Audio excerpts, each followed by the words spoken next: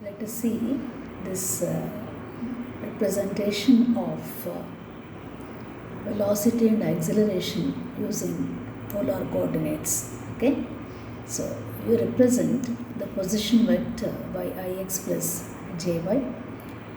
You resolve this radius vector into x component and y component. So when you do this, you will be writing this as ix plus jy.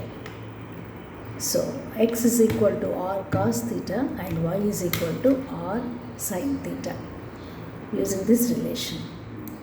So then I into r cos theta plus y into r sin theta, and this unit vector r can be expressed as radius r by its magnitude. Okay, so now what happens here? R is given by I cos theta. Now what is this I cos theta? How are you getting? I into r cos theta. This r goes down here so that it becomes a unit vector. So I cos theta plus j sin theta. And as you have seen here, r and theta are perpendicular to each other. So when they are perpendicular to each other, what you do right here, theta is theta plus pi by 2. This is theta plus pi by 2. Cos pi by 2 is minus sin theta. Sin pi by 2 is plus cos theta. So this is how you are getting. Then, therefore, substituting these expressions, you get it as I cos theta plus j sin theta. And theta vector is minus I sin theta plus j cos theta. Now, the same thing can be expressed in the form of a matrix. So you write this as r theta, and coefficients are I and j. This is cos theta sin theta minus sin theta and cos theta. So from the relation, you have r is given by I cos theta plus j sin theta. You differentiate this with respect to time. So dr by dt is given by, how do you give this now? Now how are you giving this? As I derivative of cos theta, which is sin theta, into d theta by dt, plus j derivative of this, which is cos theta, into d theta by dt. Now d theta by dt is theta dot.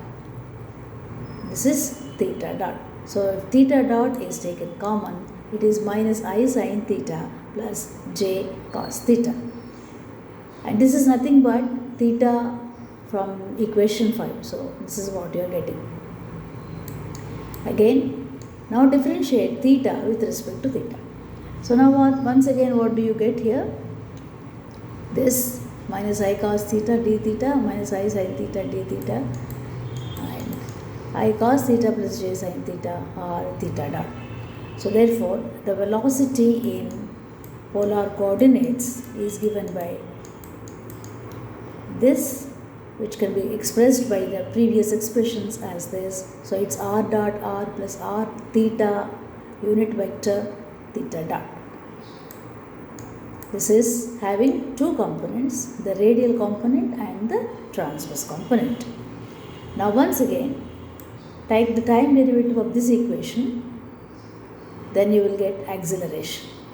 So when you again, same principle, apply the process, d by dt of r dot is known as d square r by dt square. So now what am I doing here? This is product. So derivative of this r dot r plus derivative of r dot is taken out dr dot. Here there are three components, r with respect to r, with respect to theta dot, with respect to this. So when you write all these expressions, this is what you are getting. And hence acceleration is given by simplification, we write this. So acceleration is given by r dot r theta dot square r prime plus r theta double dot plus 2r theta dot. So that means to say that it has two components, the radial acceleration and the transverse acceleration.